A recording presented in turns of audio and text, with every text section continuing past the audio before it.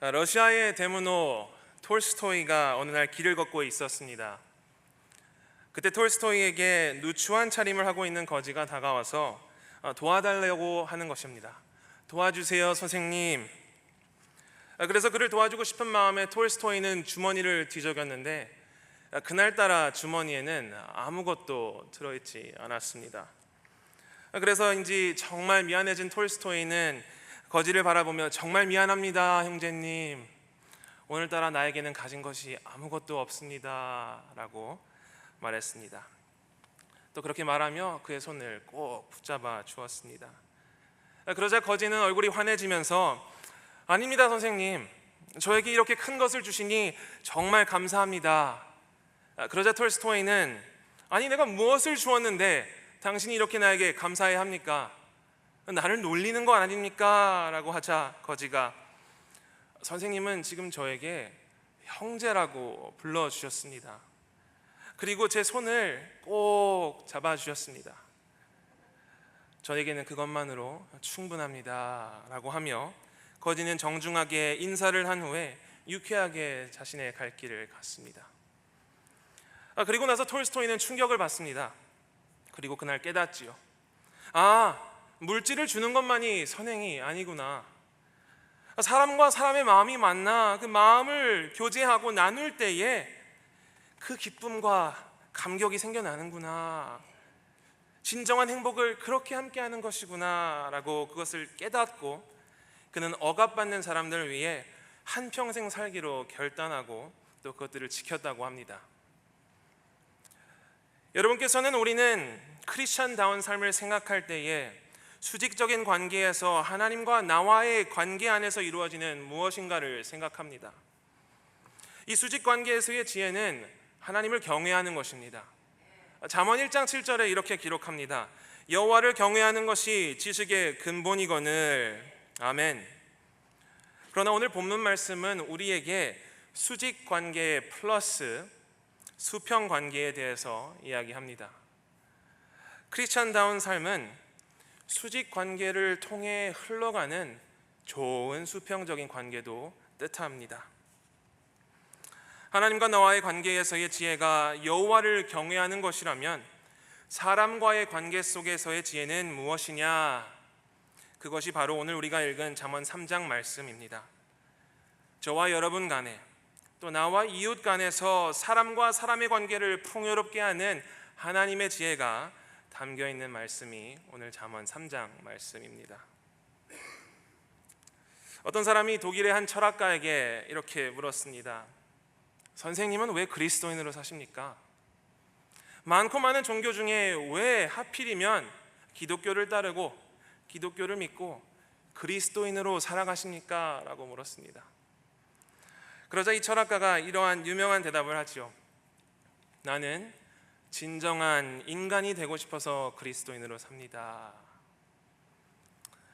우리가 우리의 인간됨, 지음받은 피조물됨을 이해한다는 것은 우리를 창조하신 전능자, 온 우주를 창조하시고 질서를 만드신 하나님을 믿고 따른다는 것입니다. 그런 하나님이 에덴 동산을 지으시고 또 장막을 지으셔서 우리를 초청하신 다음에 내가 너와 함께하고 싶구나, 내가 너와 함께 거하고 싶구나 라고 말씀하시는 것입니다. 그리고 그 하나님은 우리가 하나님의 마음을 또 그분의 사랑을 깊게 알면 알수록 그분과의 친밀한 교제를 원하기도 하시지만 더 나아가 우리 주변에 있는 사람들과도 친밀한 교제를 이루시기를 원하십니다. 우리가 잘 알고 있는 구약의 10계명을 들여다보면 1계명부터 4계명은 하나님과 나와의 관계에 적합하는 10계명이고 또 5계명부터 10계명까지는 우리 주변에 있는 사람들과의 교제에 관한 계명입니다. 그렇다면 신약은 어떻습니까? 마태복음 22장 37절 39절 말씀을 함께 읽겠습니다. 예수께서 이르시되 내 마음을 다하고 목숨을 다하고 뜻을 다하여 주 너의 하나님을 사랑하라 하셨으니 이것이 크고 첫째 되는 계명이요 둘째도 그와 같으니 내 이웃을 내 자신같이 사랑하라 하셨으니. 아멘. 수직적인 관계 또 수평적인 관계 안에서 살아가도록 지음받은 우리는 오늘 말씀을 주의 깊게 바라볼 필요가 있습니다. 계속해서 잠언 말씀 3장 말씀을 함께 묵상할 때에 하나님께서 우리가 어떻게 사람들과 관계하기 원하시는지 알게 되는 복된 시간 되기를 주님의 이름으로 축복합니다. 오늘 잠언 말씀을 통해 우리는 크게 두 부류의 사람을 만나볼 수 있습니다. 먼저는 선한 사람이고 둘째로는 악한 사람입니다. 말씀 끄트머리 32절부터 35절 말씀에 이렇게 기록하는데 제가 좀 이해하기 쉽게 조금 말씀을 바꿔서 읽도록 하겠습니다. 대저 악한 사람은 여호와께서 미워하시나 선한 사람에게는 하나님의 교통하심이 있으며 악한 사람 집에는 여호와의 저주가 있거니와 선한 사람 집에는 복이 있느니라. 진실로 그는 악한 사람을 비웃으시며 선한 사람에게는 은혜를 베푸시나니 선한 사람은 영광을 기업으로 받거니와 악한 사람의 영달함은 수치가 되느니라. 아멘. 성경은 굉장히 간단합니다. 악한 사람과 선한 사람에 대한 기준이 굉장히 또렷하고 명확합니다. 그리고 이 두 부류를 비교하고 또 오늘 대조하는 장면입니다. 다만 오늘 저와 여러분은 이 말씀을 듣고 선택해야 합니다. 악한 사람으로 살 것인지 선한 사람으로 살 것인지, 더 나아가 하나님이 기뻐하시는 사람으로 살 것인지 아니면 하나님이 미워하시는 사람으로 살 것인지 선택해야 합니다. 사랑하는 성도 여러분, 하나님 바라보시기에 선한 사람이시기를 주님의 이름으로 축복합니다. 아멘. 그런 의미에서 좌우 옆을 한번 바라보며 이렇게 고백하기 원합니다. 당신은 선한 사람입니다. 선한 사람이 여기는 없는가 봐요. 다시 한번, 당신은 선한 사람입니다. 한 번 더, 이번에는 믿음을 더 담아서 이렇게 고백하기 원합니다. 앞으로 더 선하게 될 줄 믿습니다. 아멘, 아멘. 더 선하게 되시기를 주님의 이름으로 축복합니다. 그렇다면 하나님 보시기에 선하다고 하는 것이 도대체 무엇입니까? 물론 성경 곳곳에서 그 선함에 대한 기준을 우리에게 가르쳐 줍니다. 어른을 공경하는 사람, 살인하지 않는 사람, 간음하지 않는 사람, 도둑질하지 않는 사람, 탐내지 않는 사람, 오래 참는 사람, 자비로운 사람. 그러나 오늘 잠언 3장에서는 크게 세 가지를 저희에게 가르쳐주고 있습니다. 선한 사람은 이러한 사람이다 하면서 오늘 세 가지를 가르쳐주는데, 첫 번째는 바로 나눌 줄 아는 자라는 것입니다. 하나님이 보시기에 선한 사람, 수평적인 관계에서 아름답게 지혜롭게 관계를 이어나가는 데 필요한 것은 나눌 줄 아는 자가 되라는 것입니다. 또 나누는 것이 정말 좋고 선한 수평적인 관계를 만들어가는 지혜임을 오늘 성경이 우리에게 말해주고 있습니다. 뜻이 좋아서 제가 기억하고 있는 문구가 있습니다. 바로 무죄 7시라는 문구입니다. 무죄, 재물이 없어도 7시, 7가지를 베풀 수 있다. 어느 날 청년이 얼굴이 너무 어둡게 돼서 한 선생님을 찾아왔습니다. 선생님, 제 인생이 너무 불행합니다. 저같이 이렇게 불행한 사람이 없습니다. 되는 게 하나도 없습니다, 선생님. 그러자 선생님이 대답했습니다. 베푸는 삶을 사십시오. 그러자 청년이 선생님을 바라보며, 아니, 뭘 가진 게 있어야 제가 나눌 걸 아닙니까? 저에게는 가진 것도 나눌 수 있는 것도 하나도 없는데 도대체 무엇을 나누라는 것입니까? 라고 청년이 말하자 선생님이 웃으시면서 재물이 없어도 나눌 수 있는 것이 참 많습니다. 그렇게 하면서 재물이 없어도 나눌 수 있는 7가지를 청년에게 가르쳐 주었습니다. 그래서 첫 번째는 화한시, 환한 얼굴로 사람을 반기라고 하였습니다. 두 번째로는 언사시, 부드러운 말, 아름다운 말로 사람을 대하십시오 라고 말했습니다. 세 번째로는 심시, 착한 마음, 따뜻한 마음으로 사람들을 만나 주십시오. 안시 따뜻한 눈길로 상대방을 바라봐 주십시오. 신시 몸으로 남의 일을 도와주십시오. 상좌시 내가 앉아있는 자리를 옆 사람에게 양보해 주십시오. 마지막으로 방사시 쉴 곳을 내어주십시오. 참 돌아보면 나눌 수 있는 것들이 참 많습니다. 생각해보면 나눌 수 있도록 하나님께서 이미 허락해 주신 것이 너무나도 많은데 우리에게는 나눌 수 없는 이유들이 항상 더 많습니다. 사랑하는 성도 여러분, 우리는 결코 많아서 나누게 되는 것이 아닙니다. 나눌 때 많아지는 것입니다. 그리고 그것이 하나님 나라 원리임을 기억하시는 저와 여러분 되기를 바랍니다. 사도행전 2장 44절 47절에 이렇게 기록되어 있습니다. 믿는 사람들이 다 함께 있어 모든 물건을 서로 통용하고 또 재산과 소유를 팔아 각 사람의 필요를 따라 나눠주며 날마다 마음을 같이하여 성전에서 모이기를 힘쓰고, 또 히브리서 13장 16절에는 어떻게 말합니까?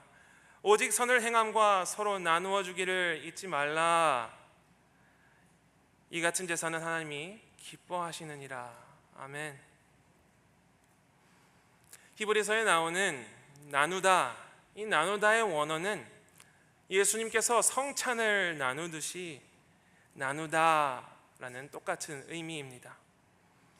예수님께서 마지막 날 밤 제자들을 모아놓으시고 성찬을 꼭 하면서 나의 사랑을 기억하라고 하였던 것처럼, 자신의 피와 살을 제자들에게 나눠준 것처럼 너희도 항상 무조건 나누라는 것입니다. 무엇이든, 특별히 나에게 좋은 것이 있다면 나에게 좋은 것을, 내가 좋아하는 것을 다 나눌 수 있으라는 것입니다. 우리 옛말에 이런 말이 있습니다. 콩 한 쪽도 나눠 먹어라. 아무리 작아도, 아무리 보잘것없어도 나눌 수 있으면 옆에 있는 사람과 나누라는 것입니다. 그렇다면 우리는 언제 나누어야 할까요? 언제가 나누기에 가장 좋은 시기일까요? 함께 3장 27절을 읽도록 하겠습니다. 하나, 둘, 셋. 내 손이 선을 베풀 힘이 있거든 마땅히 받을 자에게 베풀기를 아끼지 말며. 성경은 우리에게 힘이 있을 때 나누라고 합니다. 이 말은 힘이 있으면 나누시고 힘이 없으면 나누지 마세요 라고 말해주는 것이 아닙니다. 나에게 나눌 재산이 있고 나눌 무언가가 있으면 나눠주시고, 그렇지 않다면 나눠주지 마세요 라고 성경이 말하는 것이 아니라 우리에게 기회가 있을 때 나누라는 것입니다. 우리에게 힘이 있을 때 나누라는 것은 너에게 기회가 있느냐? 그럼 그때가 나눌 기회이니라 라고 말씀하시는 것입니다. 나눌 수 있는 기회, 우리에게는 나눌 수 있는 때가 있습니다. 우리에게는 나눌 수 있는 기회가 있고 그 때를 놓치지 않고 나누어야 합니다. 왜냐하면 항상 기회가 오지 않기 때문입니다.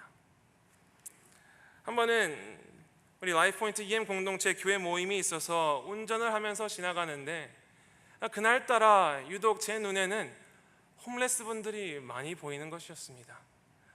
210번을 타고 쭉 나들의길에 내려서 옆을 보니 홈레스 분이 계시고, 신호등을 기다리고 있다가 레프트를 해서 보니까 또 홈레스 분이 계시고, 또 타겟을 지나오면서 교회 앞을 지나오는데 홈레스 분이 계시고, 또 우리 교회 주변에 오니 또 많은 홈레스 분들이 계셨습니다. 그날따라 하나님께서 보여주신 이가 있으니 그날 같이 함께 공동체 모임을 갔는데 마음이 공허한 것입니다. 어떻게 하면 이분들을 어떻게 하면 위로하고 도와줄 수 있을까? 아니나 다를까 하나님께서 우리 모두에게 같은 마음을 주셔서 한 마음 한 뜻으로, 그러면 우리가 이분들을 섬깁시다. 우리가 샌드위치도 만들고 과자와 간식들도 좀 모으고 생필품들도 모으고 기프트 카드도 넣어서 예쁘게 포장한 뒤에 이분들에게 나누어 주십시다. 이번 토요일 아침에 만나서 준비합시다 했습니다. 그래서 그 아침에 다 같이 모여서 남자 저같이 큰 5명이 모여서 샌드위치를 막 싸고 물건을 막 모아서 예쁘게 포장해서 편지까지 써서 두 손을 가득 채워서 본인이 항상 다니는 길로 나갔는데 과연 우리는 다 나누어 줄 수 있었을까요? 없었을까요? 우리는 10개를 각 손에 들고 나가서 10개를 그대로 다 가지고 왔습니다. 나누어 주려고 갔는데 그렇게 많이 보이던 홈레스 분들이 그날따라 그 시간에 아무도 안 계시는 것입니다. 그때는 지금처럼 더운 날씨도 아니었습니다. 굉장히 선선하고 시원하고 밖에만 나가면 지금이 소풍 가야 하는 날씨다 라고 하는 날씨였습니다. 그런데 그날따라 아무도 우리 눈에는 보이지 않았습니다. 사랑하는 성도 여러분, 우리 나눔에는 기회가 있을 때 하는 것입니다. 다음에 나중에 조금 더 좋은 기회를 찾아서 그 다음은 없습니다. 하나님께서 허락하실 때에, 기회가 왔을 때에 나누게 되는 저와 여러분이 되기를 주님의 이름으로 축원합니다. 우리가 크게 예수를 믿는 목적이 3가지 있습니다. 첫째는 십자가를 통한 우리의 죄 용서이고, 두 번째로는 하나님의 자녀로서 가게 되는 천국이고, 마지막으로는 천국 백성으로서 하나님 나라를 증명하며 이 땅 가운데 살아가는 것입니다. 근데 이 3가지가 이미 우리에게 이루어졌고 주어졌습니다. 이미 하나님께서 우리에게 구원을 허락하여 주셨고, 천국문에 들어가게 하여 주셨고, 또 오늘 하루를 하나님의 백성으로 자녀로서 살게 하는 축권을 주셨습니다. 이미 하나님께서 다 주셨는데 우리 손에 쥐어진 이 작은 것들을 우리가 나누지 못하는 것이 하나님 보시기에 참 안타까운 것입니다. 전 세계 각 나라에서 농사를 지으면 1년 농사 지으면 전 세계 모든 인류가 3년을 먹고 살 수 있는 양이 나온다고 합니다. 1년 농사를 지으면, 이건 대단한 사실인데 아무도 놀라지 않으시네요. 1년 농사를 지으면 3년을 전 세계 인구가 다 먹고 산다고 합니다. 그런데요, 매년 15억 명이 굶고 있습니다. 매년 3천만 명이 넘는 사람이 아사하고 있습니다. 이걸 하나님의 관점에서 바라보자는 거예요. 내가 넘치도록 너희에게 주면 나누어 먹고 나누어 가져가야 하는데 왜 그러지 못하느냐라고 하나님께서 물으십니다. 우리는 나눌 줄 아는 자가 되어야 하는 줄 믿습니다. 아멘. 사람과 사람의 관계를 풍요롭게 하는 첫 번째 지혜는 아까워하지 않고 미루지 않고 나누고 베푸는 삶입니다. 그렇게 사는 저와 여러분이 되기를 주님의 이름으로 축복합니다.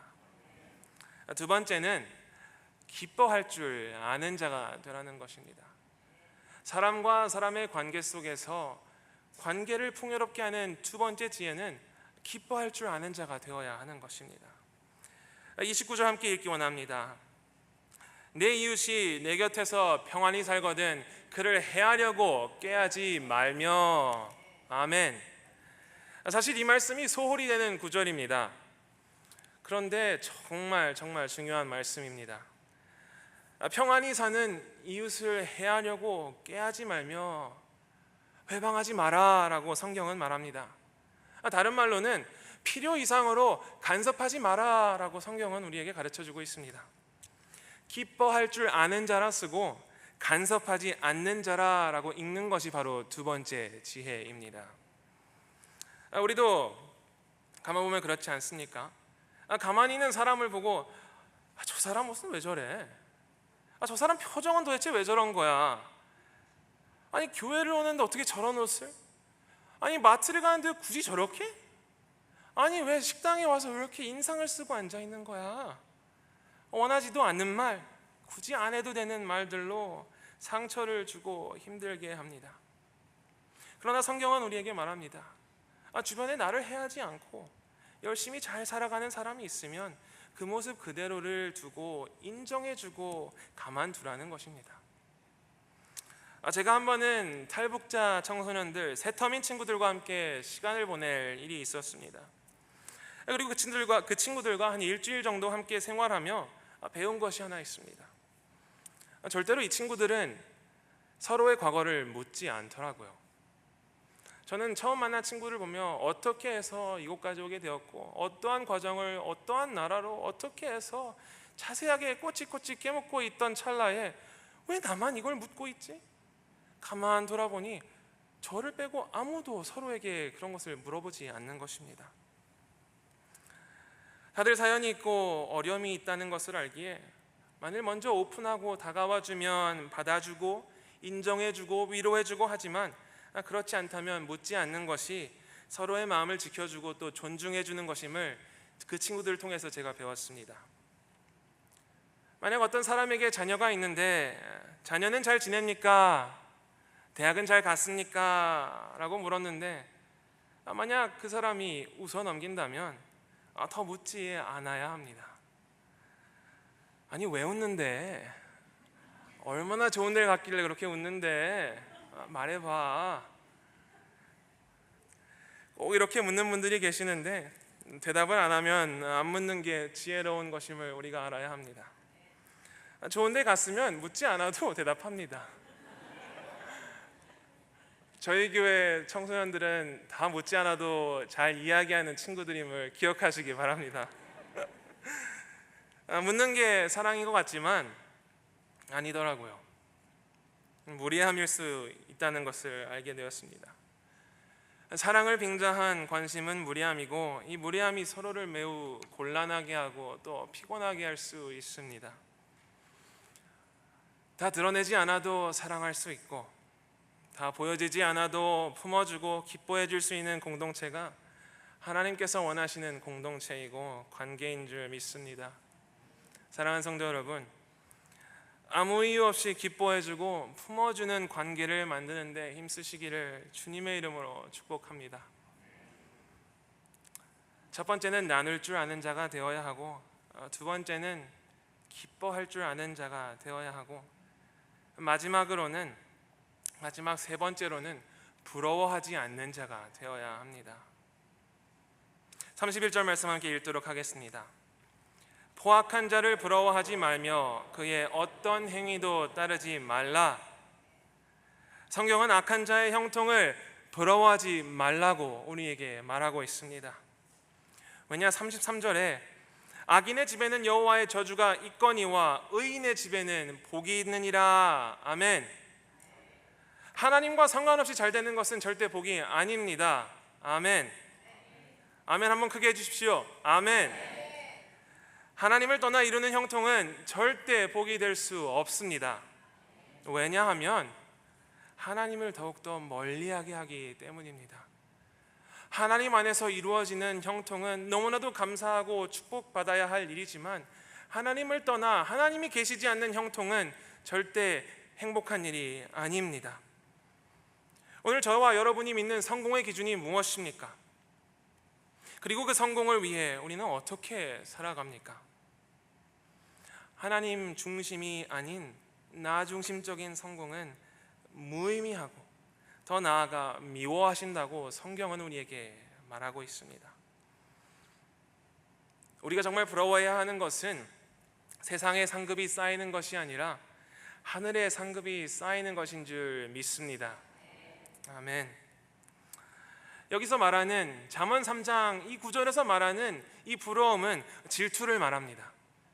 누군가가 잘 되고 저분이 너무 훌륭하다, 열심히 운동하시는 모습을 보니 나도 저렇게 하고 싶다, 저분이 일터에서 너무나도 훌륭하게 잘 하고 계신다, 나도 저렇게 해봐야지 라고 하는 이 부러움은 좋은 부러움입니다. 그러나 질투가 문제입니다.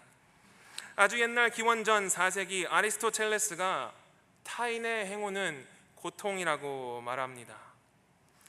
그리고 1000년 뒤에 교황 그레고리는 부러움을 7가지 죄악에 포함시켰습니다. 잘못된 부러움, 이 질투는 오늘 내일의 문제가 아니라 저와 여러분 인간이라면 겪을 수밖에 없는 어쩔 수 없는 죄성 중에 하나입니다. 창세기 37장의 요셉의 형제들은 막내 동생을 질투해서 요셉을 죽이기로 결정하였고 라고 기록하고 있습니다. 잠언 24장 11절에는 이스라엘 백성들에게 질투하지도 말고 질투의 대상과도 잊지도 말라라고 말씀하십니다. 사랑하는 성도 여러분, 우리는 질투하기 시작하면 관계가 무너지기 시작합니다. 잘못된 것을 부러워하기 시작하면 그때부터 틀어지기 시작합니다. 그래서 여러분께 묻고 싶습니다. 무엇을 부러워하며 사십니까? 여러분의 마음 가운데는 무엇이 여러분을 부러워하게 하십니까? 단순히 물질의 문제에 대해서 이야기하는 것이 아닙니다. 우리 인생에 대한 태도에 대해서 한번 점검해보자고 말씀드리는 것입니다. 사람을 바라볼 때는 부러움이 생길 수 있습니다. 저도 누군가를 바라볼 때에 부러움이 생기기도 합니다. 그러나 오직 우리의 왕 되시는 하나님을 바라볼 때에 우리는 평안을 얻게 되는 줄 믿습니다. 부러워질 수 있고 부러워할 수 있고, 그러나 부러워지려 할 때에 부러워하기보다 주님을 더욱더 바라보게 되는 우리 성도님들 되기를 주님의 이름으로 축원합니다. 또 그렇게 될 때에 세상의 형통을 부러워하지 않고 남의 것을 탐하지 않으며 오직 그를 사랑하고 품어주고 배려하게 되는 저와 여러분이 될 줄 믿습니다. 오늘 이 세 가지를 쉽게 정리하면 이렇습니다. 필요 이상으로 남의 일에 간섭하지 않고 기뻐하는 자가 돼야 하고, 악한 자의 형통을 부러워하지 않으며 또 가능하면 베푸고 살라는 것입니다. 이것이 인간관계에서 또 수평적인 관계에서 지혜롭게 사는 비결이라고 오늘 잠언 3장이 저에게 말해주고 있습니다. 또 이것이 하나님께서 원하시는 공동체의 베이스, 기본이라는 것입니다.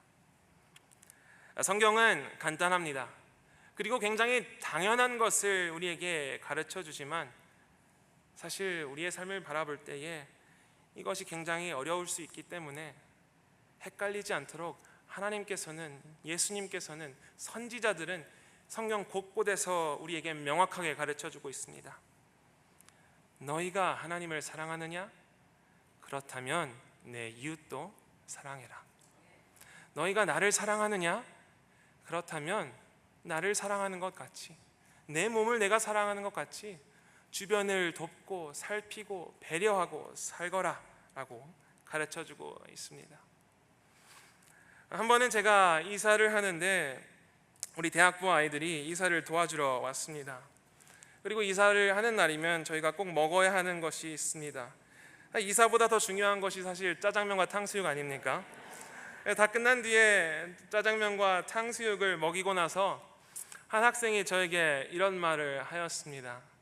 Pastor Harrison, 통역해 드릴 겁니다. 잠깐만 기다려 주세요. Pastor Harrison, your neighbors are so lucky to have you. 이 말의 뜻은, 목사님, 하나님을 사랑하는 목사님, 이웃을 배려할 줄 아는 목사님, 목사님이 여기 사니까 they are lucky to have you. 저 사람들은 참 운이 좋네요 라고 말했습니다. 짜장면의 힘이 이렇게 셉니다. 이 말 뒤에 담겨있는 뜻이 무엇입니까? 그리스도인이라면, 하나님을 믿는 백성이라면 이웃을 사랑하는 사람이라는 거예요. 하나님을 믿는 사람이라면, 구원받은 사람이라면 내 삶을 통해서 남을 베풀고 챙기고 살피고 나누라는 것입니다. 아까 말씀처럼 마태복음 22장, 예수님이 제자들에게 누누이 말합니다.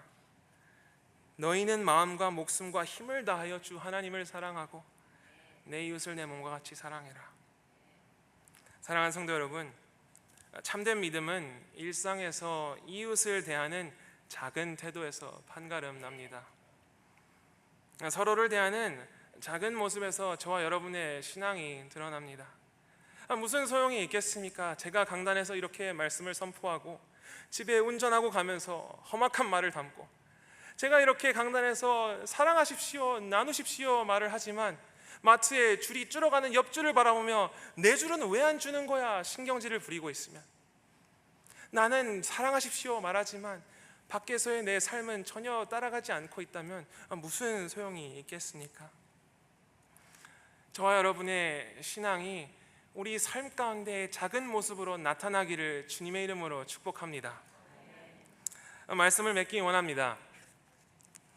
누가복음 여러분이 잘 아시는 말씀에 젊고 돈이 많은 청년이 예수님께 밤에 찾아왔습니다. 예수님, 질문이 있습니다. 저 이거 하나만 물어보겠습니다. 그리고 그 청년이 묻습니다. 내가 어떻게 하면 영생을 얻을 수 있겠습니까? 다 가지고 다 누리고 있는데 영생을 아직 못 가진 것 같습니다. 내가 어떻게 하면 영생을 얻을 수 있겠습니까? 그러자 예수님께서 그에게 말씀하시기를 계명을 지키라라고 말씀하셨습니다. 그러자 청년이 이미 그것은 다 하고 있습니다. 이미 주님께서 말씀하신 모세의 율법은 내가 다 지키고 있습니다. 무엇이 부족합니까? 어떻게 해야지 내 안에 이 갈증을 해소할 수 있겠습니까? 그러자 예수님께서 내 소유를 팔아 가난한 자들에게 나누어 주라라고 말씀하셨습니다.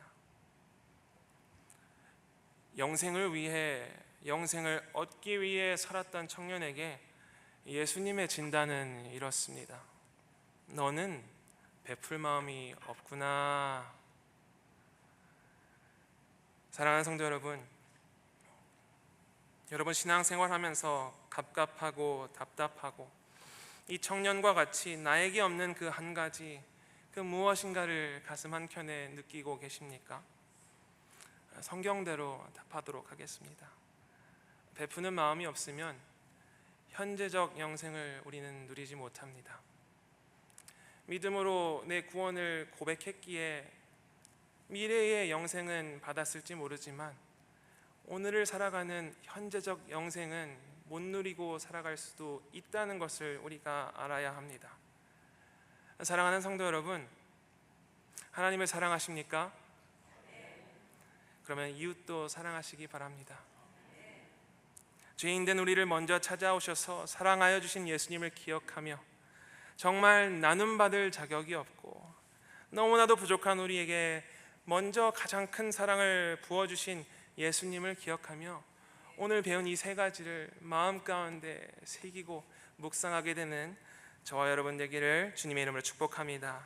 또 그렇게 될 때에 인간관계에서 승리하시기에, 사람과 사람의 관계 속에서 승리하시게 되는 저와 여러분이 되시기를 주님의 이름으로 축원합니다.